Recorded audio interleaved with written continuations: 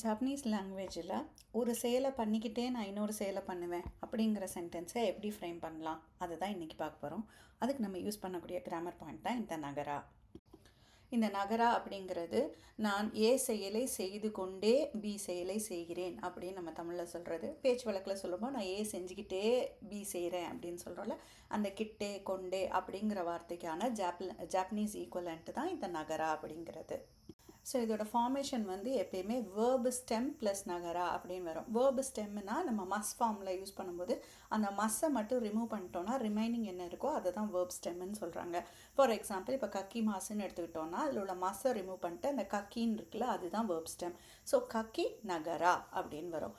கக்கின்னா வந்து எழுதுறது, கக்கி நகரானா எழுதிக்கிட்டே இல்லை எழுதி கொண்டே அப்படின்னு சொல்கிறது. அதே மாதிரி தபேமாஸ் தபே நகரா சாப்பிட்டுக்கிட்டே சாப்பிட்டு கொண்டே. ஹனாஷிமாஸ் ஹனாஷி நகராங்கிறது.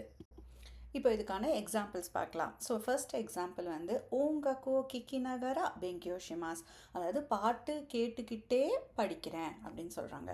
அடுத்த எக்ஸாம்பிள் தெரேபியோ மினகரா குஹான் ஓ தபேமாஸ், டிவி பார்த்துக்கிட்டே நான் வந்து சாப்பாடு சாப்பிட்றேன் அப்படின்னு சொல்கிறாங்க. ஸோ இந்த நகராங்கிற பாயிண்ட் வந்து அந்த கொண்டே அப்படிங்கிற இல்லை கிட்டே அப்படிங்கிற வார்த்தைக்கு பதிலாக தான் வருது. இதில் நீங்கள் நோட் பண்ண வேண்டிய பாயிண்ட் வந்து என்னென்னா, இப்போ நம்மளோட எக்ஸாம்பிள் சென்டென்ஸே எடுத்துக்கலாம். ஓங்கக்கோ கிக்கி நகரா பெங்கியோஷிமாஸ் அப்படின்னு சொல்கிறப்போ நான் பாட்டை கேட்டுக்கிட்டே படிக்கிறேன் அப்படின்னு சொல்கிறாங்க.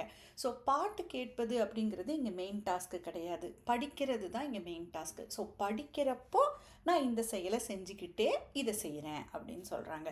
ஸோ எப்பயுமே நகராக்கு முன்னாடி வரக்கூடிய செயல் வந்து மெயின் செயல் கிடையாது, அது வந்து அக்கம்பனியிங் டாஸ்க்கு தான்.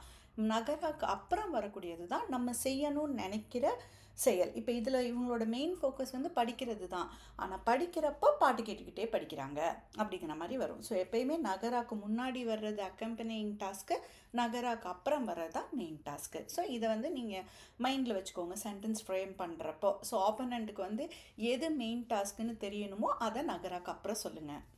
புரிஞ்சிருக்கும்னு நினைக்கிறேன். இப்போ நம்ம ப்ராக்டிஸ் செஷனுக்கு வந்துட்டோம். ஒரு குவிஸ் கொஸ்டின் பார்க்கலாம். ஸோ இன்றைக்கி எனக்கு சொல்ல வேண்டியது வந்து நான் மியூசிக் கேட்டுக்கிட்டே ஓடுறேன் அல்லது நான் மியூசிக் கேட்டுக்கொண்டே ஓடுகிறேன் அப்படிங்கிற சென்டென்ஸ் எனக்கு ஃப்ரேம் பண்ணோம். இப்போ 3 ஆப்ஷன்ஸ் கொடுத்துருக்காங்க. இதில் எது கரெக்டான ஆப்ஷன் அப்படிங்கிறத எனக்கு கமெண்ட் செக்ஷனில் சொல்லுங்கள்.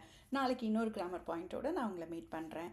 இந்த சேனல் உங்களுக்கு பிடிச்சிருந்துச்சுன்னா லைக் பண்ணுங்கள், ஷேர் பண்ணுங்கள், சப்ஸ்கிரைப் பண்ணுங்கள். தேங்க்யூ, பாய்.